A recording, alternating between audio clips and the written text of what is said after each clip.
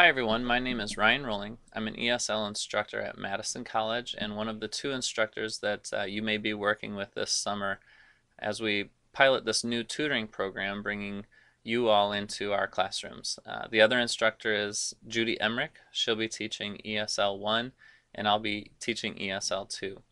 First of all, I'd like to thank you for signing up and giving your time to help our students. I truly believe it's going to be very beneficial to them. My goal is to maximize their time and to use your time well to help them become more proficient in the English language. A little bit about the students that you'll be working with this summer. They are what we call pre-literate students. Some of them do not have formalized education in their first language, and so that affects how they learn in their second language. Other students will have schooling in their first language, and a lot of those skills that they learned, those academic skills, are transferable and will help them learn English in a different kind of way. Some of the students we have will have high oral skills, which are which are listening and speaking skills, but their reading and writing skills will be quite a bit lower, if not, in some cases, non-existent.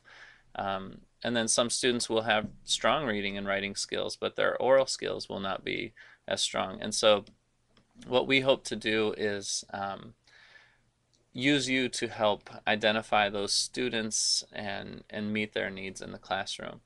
Uh, I just want to mention how the class will typically flow.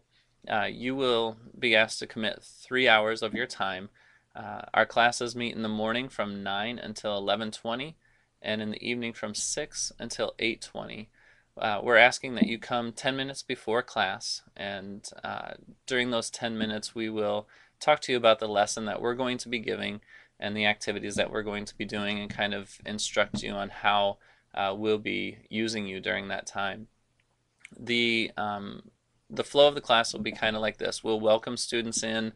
Typically our students do come a few minutes late, and so those first 15 to 20 minutes or so will be a welcome and a review from the previous lesson.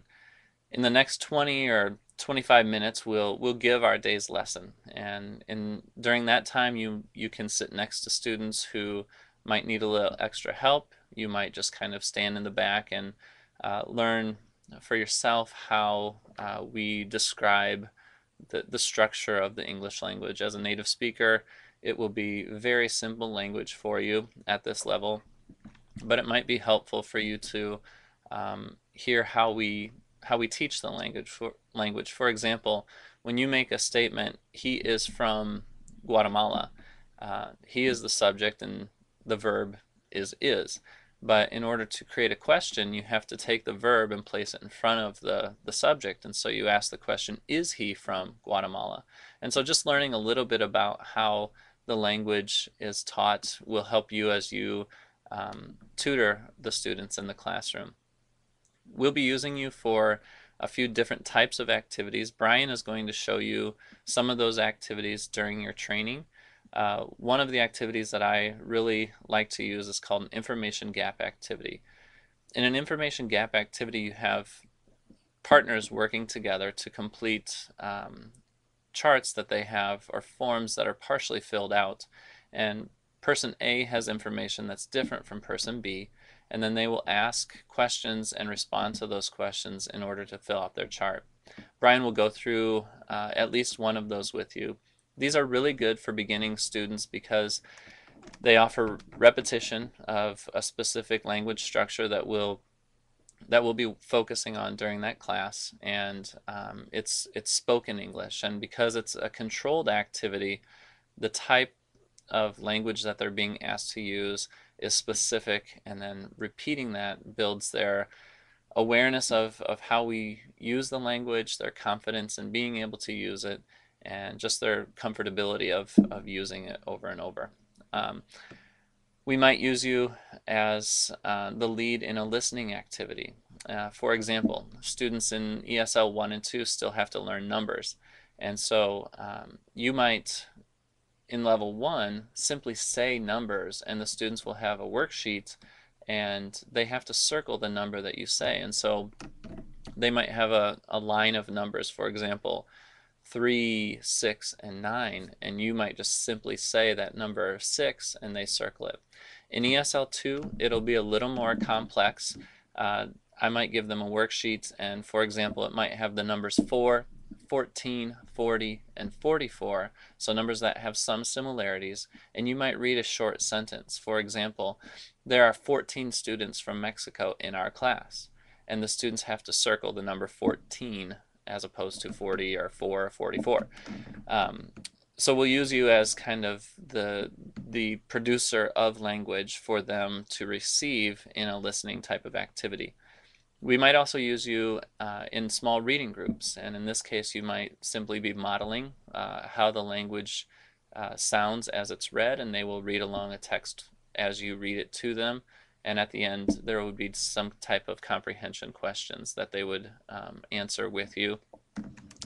We might use you kind of as a float, and a float would just be simply what teachers do as students are working on activities. So if we're focusing on writing, the teacher will go around and see if the students are doing what is being asked of them. And so another example for the ESL 1 and 2 level is we work on prepositions, and prepositions specifically, for example, of location: in, at, and on. And we would instruct that, for example, you use on with a street name, you use in a city, and you use at a specific location or address. And so we might ask the students to write a sentence about what street they live on. So I live on East Washington Street. And then you would float around with, well, at the same time as the instructor would be, and making sure that students capitalize the first letter of the sentence, capitalize the name of streets or cities, and then use that preposition correctly, and finally making sure there's a period, and helping them as they do that activity. So those are just a few examples of how we might use you in the class. At the end of each class, as part of the requirement for the Literacy Network, you'll be asked to fill out a feedback form. And we're going to use this form to improve this program. As I said, this is a pilot program. It's the first time that we're trying to do this type of partnership between the tutors from the Literacy Network and the classes at Madison College. And so we're going to experiment with it this summer. We're very open to suggestions, and so if during the class period you have an idea of a way that you could be utilized on that feedback form, please fill that out and let us know about your ideas, because we want to expand how we use tutors. And like I said, we definitely want to make it worth your time, and most importantly, we want to maximize the time that the students are in the classroom. And so you know, I highly encourage you to think about how you can add to that class. And then when we meet for the 10 minutes before the class, you know, you might want to share some of those ideas with Judy or me. And you know, she and I are both very open to those suggestions. So once again, thank you so much for giving of your time. I look forward to meeting you all on June 2nd. It's a Thursday night. You will be observing my class. It will be crowded. The classroom seats 20. There are 27 people signed up. We always allow an extra number of people into the classroom because we do have a high number of no-shows. And then I'll have seats in there for you. And so it will be crowded, and this is kind of typical. Please feel free to come and observe that day. I will not plan on using you. I might ask one or two of you to help me model a dialogue, or for example, an information gap activity, but I won't be putting you to work right away. That will begin the next week, and you know, I really look forward to it. I'm excited about this program. I went through the training that you are all going through, and you know, I really like what Brian has to say. So listen up, take notes, and I'll see you all on the second. Thanks a lot. Bye.